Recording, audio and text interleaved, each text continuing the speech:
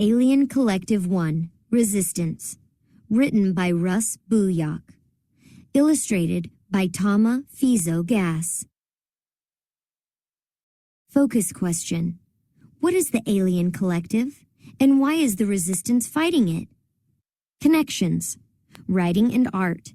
Do you think the aliens have come to Earth to help or to take over? Why? Write an essay explaining your answer, using specific details from the text as support. Science and art.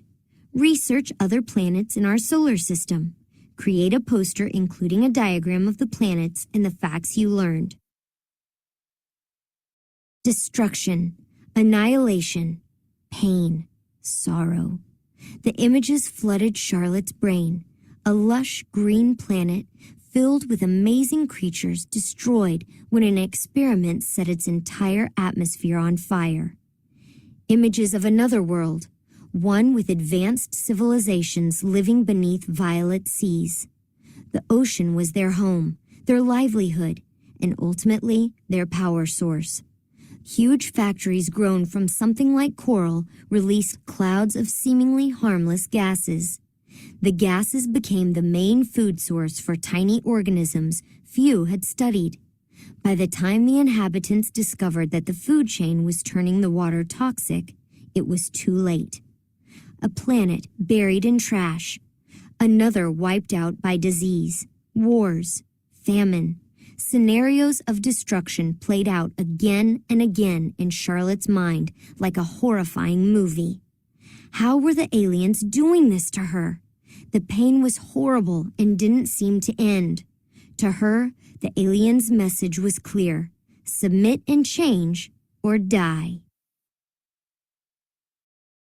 2 days earlier, Charlotte was stuffing her pack with supplies for the raid on the Streeds. This was what the Resistance called the Sterilization and Re-Education Centers. The effort involved many resistance cells around the world attacking the sinister structures at the same time. This was the first time the Resistance was attempting an attack of this scale. Charlotte wouldn't miss it for anything, even if her father refused to let her leave the compound. "It's my responsibility to keep you safe," he had argued. "You're not going." It took less than a minute to pry her bedroom window open. She bypassed the security system with a paperclip and some gum. Once outside, she crept low across the dark lawn. Her father would be in Mr. Morrison's basement, a bomb shelter built in the 1950s. He'd be watching live video of the raid, looking for moments of heroism to use later. Charlotte was only 15, but she had big dreams. One day, she would be in one of her father's videos. Her heroism would convince people to fight the alien invasion. She hopped over the old, creaky gate before sprinting down the alley to the meeting point behind a dumpster. Sam was nowhere to be seen, and for a moment, Charlotte feared the worst. Seconds later, however, he came tearing around the corner, skidding into the darkness behind the dumpster. "Took you long enough," Charlotte whispered. "I had to wait until Mom was glued to her TV shows," Sam grumbled. "I was starting to think maybe you'd chickened out." Charlotte gave Sam a playful push. "We need to move or we'll miss everything," Sam urged. "The strike force is leaving through the east gate, but the backup force is going out the north gate. If we stay with the backup force, I don't think anyone will notice us." Sam's dad was a leader in the Resistance Army. He was in Mr. Morrison's basement too, most likely giving commands. Charlotte nodded, and Sam set off into the street, trying to keep to the shadows. Charlotte took a deep breath and followed him. "I'm sorry," Charlotte heard in her mind. It wasn't her voice, though, or one she recognized. She opened her eyes and blinked. Her head throbbed, as if her brain were trying to burst out of her skull. She was on a bed in a stark, clean room. A glowing ball near the ceiling provided a bright but pleasant light. "I know you're in a great deal of pain, but the first procedure was a success." The voice came again, but this time she could somehow tell it was coming from her right. Turning her head was painful. You are now partially connected to the collective link. Standing near the bed was some kind of lizard person who watched her with its head slightly tilted. It wore a long, bright red robe with small gold baubles. Lizard person is close enough, the voice said, or even lizard man, since I am male. Given your experience, I can understand the comparison. What's happening? Charlotte croaked. Her throat was painfully dry. How are you talking in my head? The collective link has many uses, the creature said. Species from all over the galaxy are part of the collective. It would be impossible for all of us to communicate with sound. The original races developed the link as a way to translate meaning. The explanation was dumped into Charlotte's mind all at once, and it took a moment to sort it out. Painfully, she realized that if she was talking with an alien, they must have captured her. She tried to sit up, but her arms and legs were strapped to the bed somehow. She couldn't lift them more than a few inches. The pain in her head was so bad when she did move that she quickly gave up. The alien ignored her struggle and kept talking in her head. The tone was almost like someone talking to a small child. In simple terms, I send my intended meaning to you over the link. The link translates my message into something you'll understand. Usually, it comes through as words, but it could also come through as text, images, or even emotions. So you can read my mind? Charlotte asked. Not really. I only receive messages you want to send to me or that are sent out to anyone who is listening. It takes some time to get used to it. How rude of me. Charlotte's mind was filled with a series of hisses, grunts, and gurgles. The link doesn't do well with names. If you'd like, you can give me a name of your own, though doing so isn't necessary. You simply need to think of me. The creature's face reminded her of Artie, the lizard her third-grade class had kept as a pet. It had been her turn to take it home and care for it over one weekend. She accidentally forgot about it in the back seat of her dad's SUV, and it froze to death. Her dad made her buy the class a new lizard with her allowance savings. The alien looked shocked. She had apparently sent the entire memory over the link. Charlotte smiled. After a moment, she heard the creature's voice in her mind again. Artie is a fine name. It's good that you were able to remember that moment. After the link is installed, the mind has to rewire itself. Charlotte tried to bring up other memories. Everything before a few minutes ago was a blur, mixed together with the horrible images of destruction and suffering. She tried to piece together what she could. She remembered her father, bits of life before the invasion, the resistance compound, gunshots.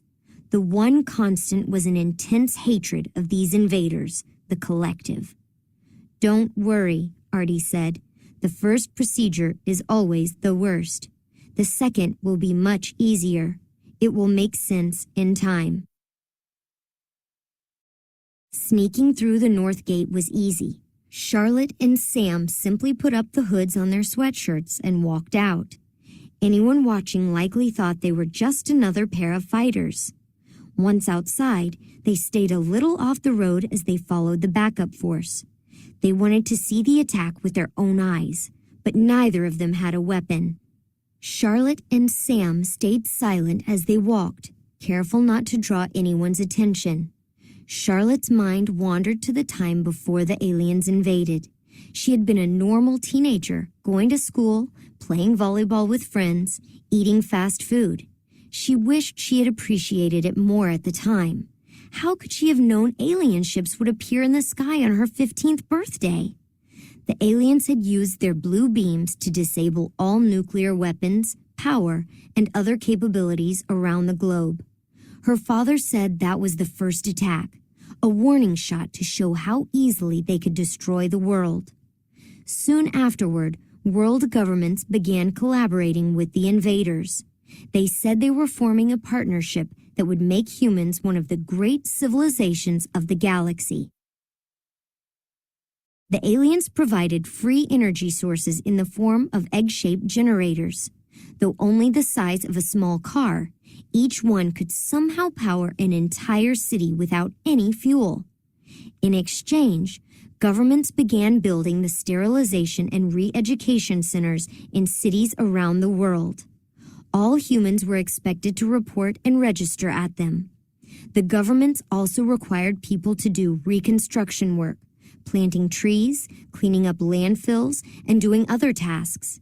The aliens said the work would return the Earth to a balanced and healthy ecosystem.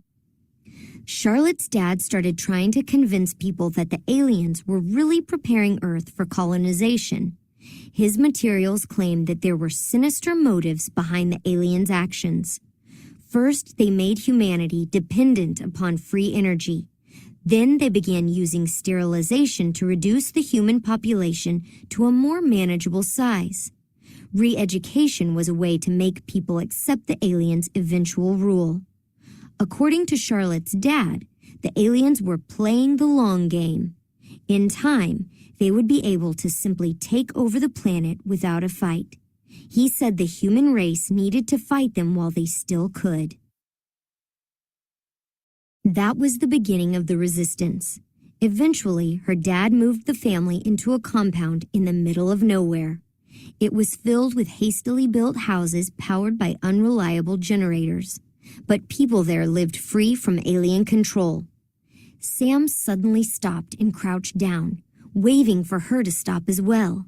She halted, waiting for something to happen. When nothing did, she crept carefully forward until she knelt beside him. There, a ways beyond the edge of the trees, stood the Streed. It was like a mirrored tower, reflecting the lights of the city behind it. Suddenly, an explosion erupted against the shield on the south side of the tower. It filled the night with bright blue light. The attack had begun. Charlotte drifted in and out of sleep. Being awake meant an intense headache. Sleep meant nightmares of planet after planet, civilization after civilization being destroyed. "This is some sort of torture, isn't it?" she asked Artie when she saw him the next day. "Why do you think that?" Artie replied. "Because my dad. He's important. I remember he's important to the resistance." "Good. Your memories are returning. What else do you remember?" Charlotte glared at him, projecting an image of a locked vault. "You're making very good progress with the link," Artie smiled. The way his scaled lips turned up made his face look more scary than kind. "No, we are not torturing you. The pain will end soon. Your brain is processing the collective's experience, or at least part of it. It's an incredible amount of information. I understand what you're trying to do, but your threats won't get me to help you," Charlotte snapped. "There is a threat, but not in the way you're thinking. I assure you, we pose no danger to humans or Earth. In fact, the opposite is true. We're trying to save you from yourselves." "I don't believe you. You're just trying to brainwash me into betraying my species like all the others. It won't work. I know what you really are. Invaders, conquerors, colonizers." "I see you've remembered some of the Resistance's labels. Your recovery is going well. We should be able to perform the second procedure soon." Charlotte tried to jump off the bed, but her bonds held. She struggled with all her strength, and when they didn't give, she spit at her captor. Artie simply nodded and left the room.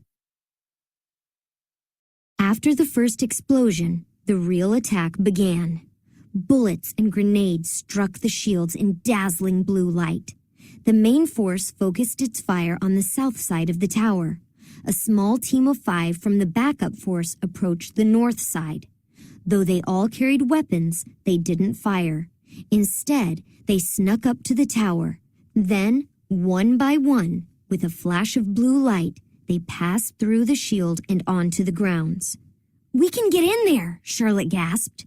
Before Sam could reply, she sprinted across the open area. She kept close to the ground, heading toward the point where the soldiers had passed through the shield. She reached the shield at a full run, expecting to pass through it as they had. Instead, she felt a flash of pain and a tingling sensation all over her body. Everything went dark.